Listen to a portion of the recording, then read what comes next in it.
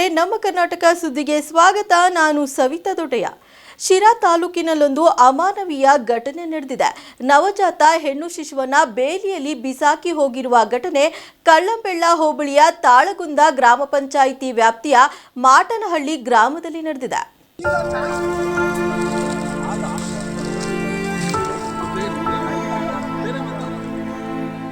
ತಾಯಿಯೊಬ್ಬಳು ಹೆರಿಗೆಯಾದ ಬಳಿಕ ಮಗು ಬೇಡವೆಂದು ಹೆಣ್ಣು ಶಿಶುವನ್ನ ಬಟ್ಟೆಯಲ್ಲಿ ಸುತ್ತಿ ಕವರ್ನಲ್ಲಿ ಇಟ್ಟು ಮಾಟಗನಹಳ್ಳಿ ಗ್ರಾಮದ ಪೊದೆಯೊಂದರಲ್ಲಿ ಬಿಟ್ಟು ಹೋಗಿದ್ದಾಳೆ. ಮಗುವಿನ ಚೀರಾಟ ಕೇಳಿದ ಸ್ಥಳೀಯರು ಅಲ್ಲಿದ್ದ ಕವರ್ ತೆರೆದು ನೋಡಿದ್ರೆ ಹೆಣ್ಣು ಶಿಶು ಇರುವುದು ತಿಳಿದು ಬಂದಿದೆ. ಮಗುವಿಗೆ ಸ್ಥಳೀಯರು ಹಾಲುಣಿಸಿ ಪೊಲೀಸರಿಗೆ ಮಾಹಿತಿ ನೀಡಿದ್ದಾರೆ. ಸ್ಥಳಕ್ಕೆ ಬಂದ ಪೊಲೀಸರು ಹಾಗೂ ಆರೋಗ್ಯ ಇಲಾಖೆ ಅಧಿಕಾರಿಗಳು ಮಗುವನ್ನ ಆಸ್ಪತ್ರೆಗೆ ಕರೆದೊಯ್ದು ಚಿಕಿತ್ಸೆ ಕೊಡಿಸಿದ್ದು ಕಳ್ಳಂಬೆಳ್ಳ ಪೊಲೀಸ್ ಠಾಣೆಯಲ್ಲಿ ಪ್ರಕರಣ ದಾಖಲಾಗಿದೆ. ಪೊಲೀಸರು ತಾಯಿಗಾಗಿ ಹುಡುಕಾಟ ನಡೆಸಿದ್ದಾರೆ.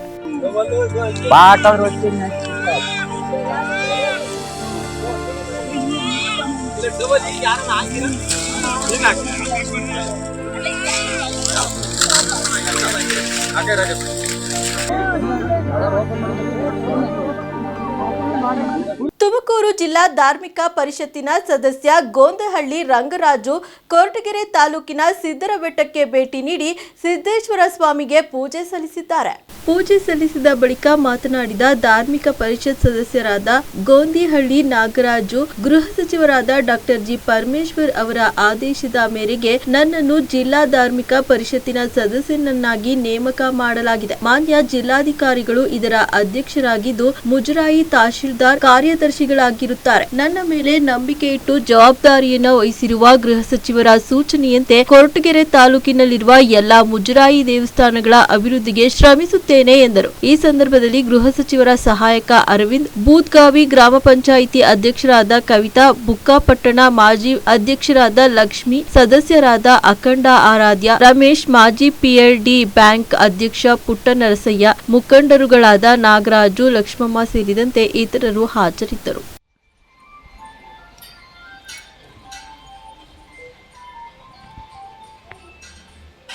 ಮಾನ್ಯ ಗೃಹ ಸಚಿವರು ಹಾಗೂ ತುಮಕೂರು ಜಿಲ್ಲಾ ಉಸ್ತುವಾರಿ ಸಚಿವರು ಈ ದಿನ ತುಮಕೂರು ಜಿಲ್ಲೆಯ ಧಾರ್ಮಿಕ ಸಮಿತಿಯನ್ನು ನೇಮಕ ಮಾಡಿದರ ಪ್ರಯುಕ್ತ ನಮ್ಮ ತಾಲೂಕಿನ ರಂಗರಾಜ್ ಅವರನ್ನು ಸದಸ್ಯರಾಗಿ ಆಯ್ಕೆ ಮಾಡಿದ್ದಾರೆ.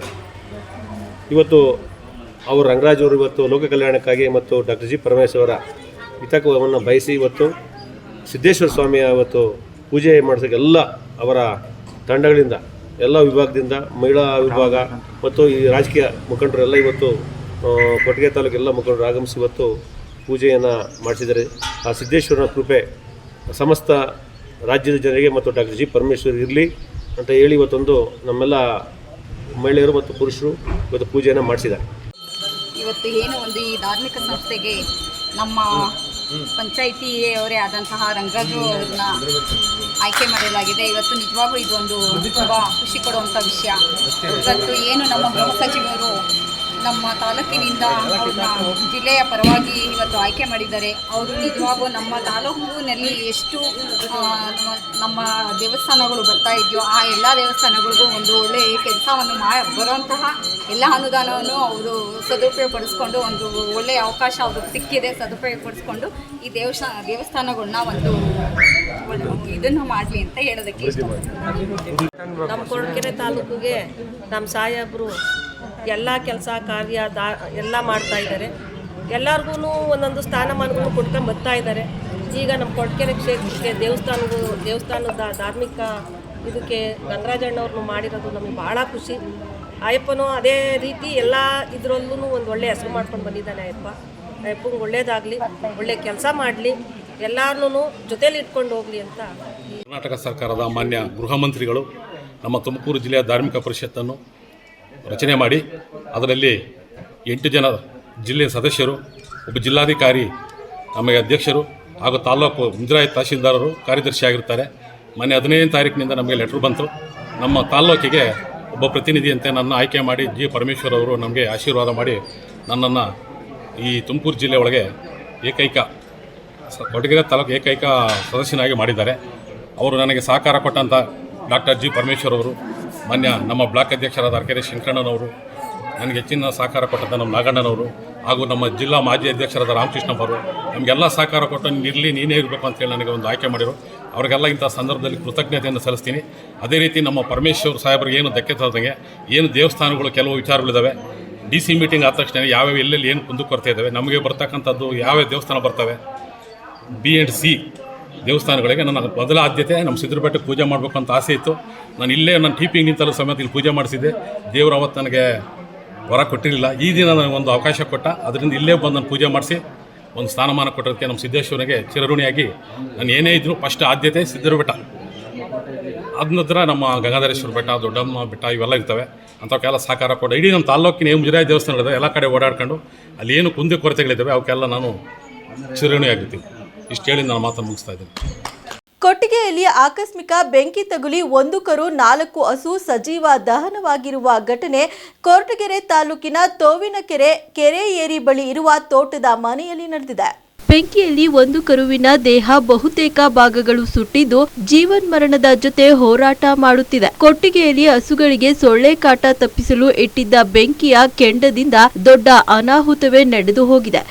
ಕೊಂಡಪ್ಪ ಎನ್ನುವ ರೈತನ ಜಮೀನಿನಲ್ಲಿ ಗುಡಿಸಲಿಗೆ ಆಕಸ್ಮಿಕ ಬೆಂಕಿ ತಗುಲಿ ಕೊಟ್ಟಿಗೆಯಲ್ಲಿದ್ದ 1 ಕರು 4 ಹಸುಗಳು ಸ್ಥಳದಲ್ಲಿಯೇ ಸಾವನ್ನಪ್ಪಿವೆ.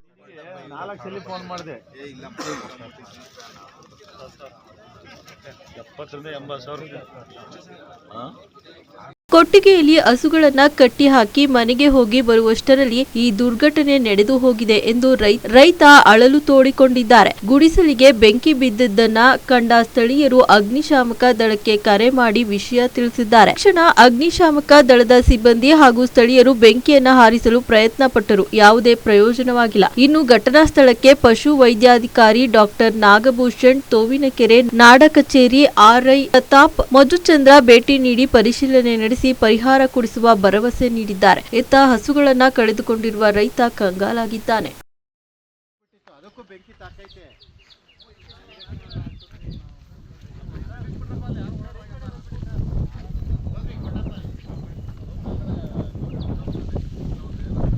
ರಾತ್ರಿ ತೋವಿನಕೆರೆ ಗ್ರಾಮದಲ್ಲಿ ಸುಮಾರು ರಾತ್ರಿ 9 ಗಂಟೆಗೆ ಒಂದು ಜಾನುವಾರು ಕಟ್ಟಿದಂತಹ ಗುಡಿಸಲಿಗೆ ಆಕಸ್ಮಿಕವಾಗಿ ಬೆಂಕಿ ಬಿದ್ದು ಅದರಲ್ಲಿ ಕಟ್ಟಿ ಹಾಕಿದಂತಹ 4 ಜಾನುವಾರುಗಳು ಸ್ಥಳದಲ್ಲೇ ಮರಣ ಅಪ್ಪಿದವೆ.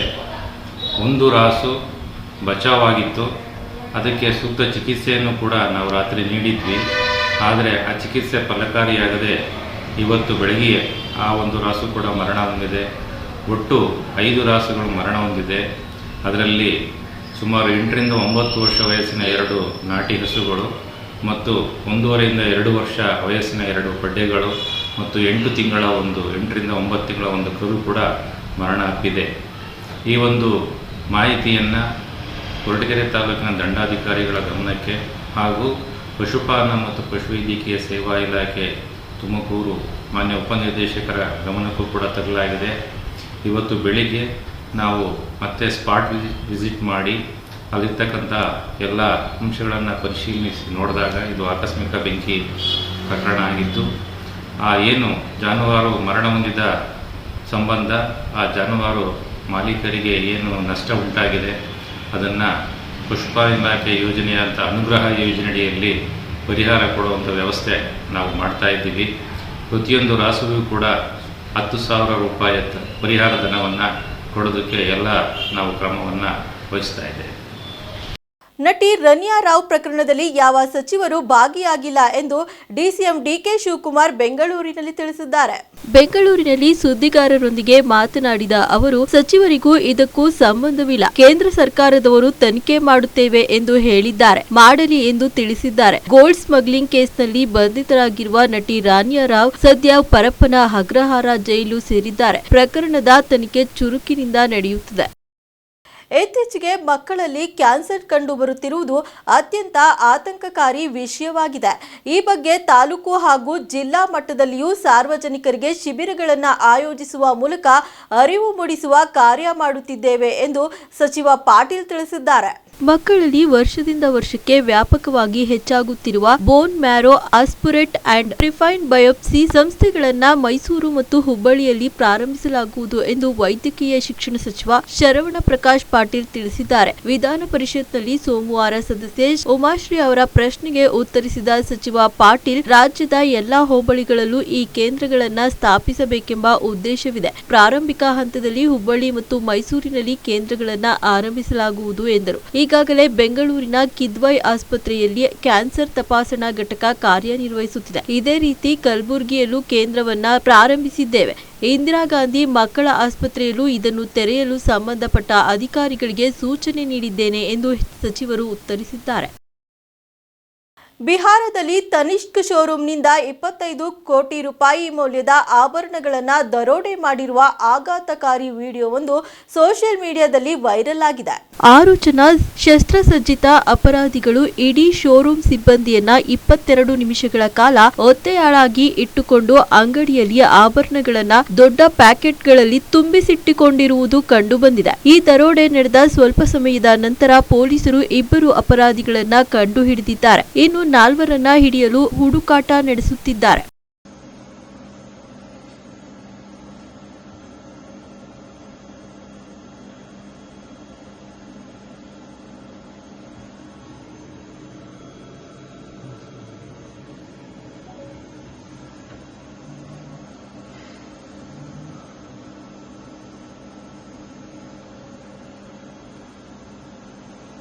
ಪ್ರಧಾನಿ ನರೇಂದ್ರ ಮೋದಿ ಅವರು 2 ದಿನಗಳ ಕಾಲ ಮಾರಿಷಸ್ ಪ್ರವಾಸದಲ್ಲಿದ್ದು, ಮಾರ್ಚ್ 12ರಂದು ಅಲ್ಲಿ ನಡೆಯುವ ರಾಷ್ಟ್ರೀಯ ದಿನಾಚರಣೆಯಲ್ಲಿ ಮುಖ್ಯ ಅತಿಥಿಯಾಗಿ ಭಾಗವಹಿಸಲಿದ್ದಾರೆ. ಅಲ್ಲಿನ ಪ್ರಧಾನಿ ನವೀನ್ ಚಂದ್ರ ಅವರ ಆಹ್ವಾನದ ಮೇರೆಗೆ ಮೋದಿ ಮಾರಿಷಸ್ಗೆ ಭೇಟಿ ನೀಡಿದ್ದಾರೆ.